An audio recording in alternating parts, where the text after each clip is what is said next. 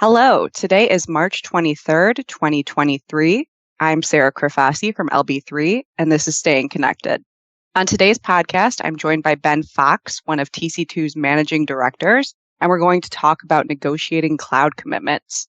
Everyone in IT is fully aware of the huge growth in the use of cloud services from providers like Microsoft Azure, Amazon Web Services, and Google Cloud Platform, and accordingly, growth in the size of the deals that enterprises enter into with these vendors.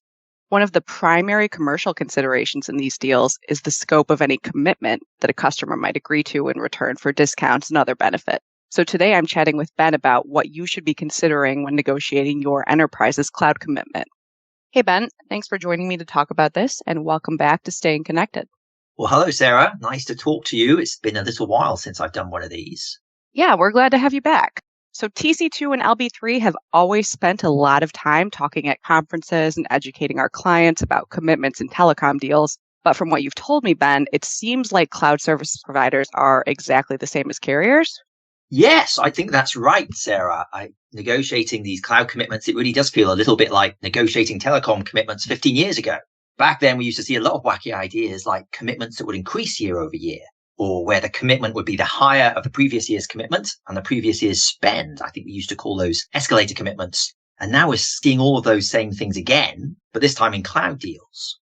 And then, Sarah, the other parallel with telecom deals from yesteryear that we see is the overriding narrative that the only way to get better discounts and other deal benefits from the CSPs is to enter into a bigger commitment over a longer contract term.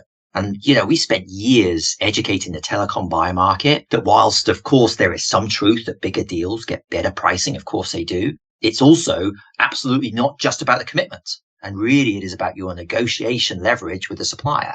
And then what's interesting now is that, CSPs, they peddle exactly the same themes. Woe is me, I can't give you a better discount, or I can't give you bigger credits unless you commit more spend to me. But that really is their way of shifting your thinking, the customer's thinking, away from what negotiating leverage you have over the CSP, for example, your ability to use other cloud providers, and trying to make the entire negotiation about what you will commit to them. So yeah, that all sounds very familiar to anyone who has done ICT procurements. So what do commitments look like in cloud deals? Well, commitments in cloud deals, they're all about how much money the customer promises to spend over the term of the contract. So we see both contracts with individual annual spend commitments, so a commitment for each year of the contract term. And we also see term commitments where the commitment is a single spend figure that has to be retired over the entire length of the contract and doesn't have any individual annual commitments. And as it happens, we also see deals where there's a term commitment and there's individual annual commitments. And where that happens, normally the annual commitments add up to something a bit lower than the term commitment, but there are both. And of course, Sarah, term commitments are preferable to annual commitments because they offer a bit more flexibility, but they can also be harder to get. And what happens if a customer fails to meet the spend commitment in a cloud deal? So typically, if the customer doesn't meet the spend commitment, doesn't spend enough, then the customer has to pay a one-time charge or a shortfall, if you will, for the difference between the spend and the commitment. However, typically that shortfall payment can then actually be used as a prepayment for the following year, the following contract year with the CSP. So you can apply your shortfall payment against your consumption and spend on cloud services in the following year. I think in telecom, we used to kind of call this a shortfall work-off period. And that's obviously a good thing because ultimately it means the shortfall payment, it's not money for nothing. But it's important to bear in mind that the shortfall payment doesn't retire the following year's commitment. You kind of start behind, if you will. So you can actually end up in shortfall the following year again because you rolled over the spend from the previous year. Well, you rolled over the commitment, I should say, from the previous year. It's also important to make sure that the contract gives you the extra time to consume that shortfall payment. So, for example, if it's a term commitment, the shortfall only occurs right at the end of the contract. You need to make sure that you have the right to add a year to the contract so that you actually have an extra year to consume the shortfall payment if you need to. That's good advice. So what do you see as the biggest risk with cloud spend commitments? So I would say, interestingly, the biggest risk is kind of self-inflicted, really. And what we see is customers committing to overly aggressive growth targets over relatively long contract terms. So the CSPs push this narrative hard that the customer should kind of give everything they can in terms of a big commitment in return for bigger discounts and more credits from the cloud provider. And of course, customers do indeed expect growth in cloud spend. But forecasting growth and forecasting the success, if you will, of IT initiatives to increase the adoption and increase the use of cloud services, it's really imperfect science and can be a bit perilous, really. So not least over the 3 to 5 year contract terms that the CSPs are pushing for. We all know that IT projects often don't run to plan, and therefore building your multi-year cloud spend forecast and growth on the assumption that all of those projected initiatives that are expected to increase your cloud spend will actually deliver to plan, that can very easily lead to overcommitting to your CSP. One of the other contributory problems in this area is that sometimes customers rely on their CSP to generate the cloud spend and the growth forecast, and that's really never a good idea. The CSP definitely has no incentive to moderate the forecast at all, quite the reverse. And the typical outcome is that the CSP presents the customer with a deal based on annual commitments that are equal to 100% of the spend that the CSP forecasts for that customer in each year of the contract. Oh, and we all know that 100% commitments are never a good idea. Exactly. Especially based on growth in spend that hasn't happened yet, and indeed might be a few years down the road. And actually, Sarah, you make a really important point that often gets missed. And it's simply that a commitment should not be the same as your best forecast of the spend you expect to have. A buffer between your expected spend and the spend you commit to is really a key component of a cloud commitment construct. But the truth is that the CSPs often equate the forecast and the commitment as the same thing. So our advice and our approach to negotiating cloud commitments is really to firstly take ownership of the forecast of the spend.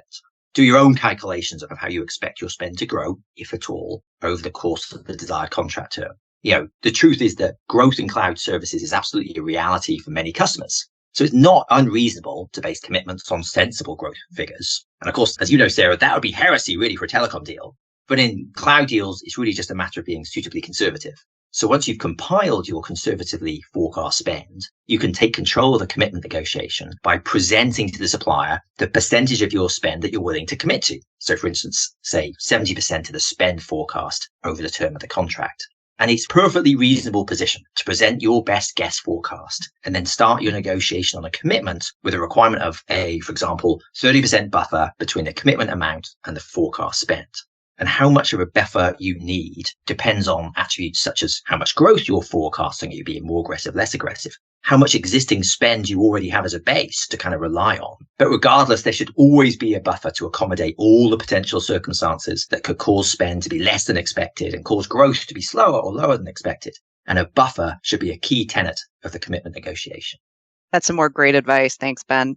So what else can enterprise customers do to protect themselves from commitment issues?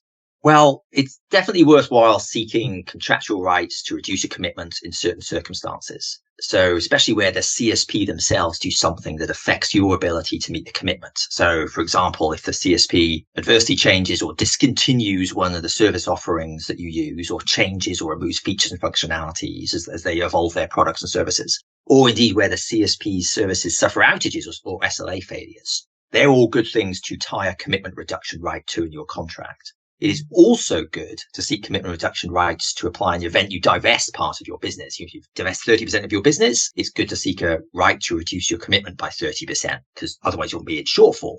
But I would say that ultimately, all of these contractual rights, they don't help when your spend ends up simply being lower than you expected. For example, what if you find that you're able to optimize your cloud services and spend? You don't want to be in a commitment hole simply because you optimize. And I would say, Sarah, that as we always say, the best protection for a commitment is simply a lower commitment and a decent buffer. Thanks very much, Ben. It sounds like this will be an area where we will be helping our clients more and more, and no doubt discussing this more frequently here on Staying Connected. And if you would like to learn more about cloud deals, or you'd like to discuss other ICT needs with Ben or me or any of our LB3 and TC2 colleagues, please give us a call or shoot us an email. You can also stay current by subscribing to Staying Connected, checking our websites, and following us on LinkedIn.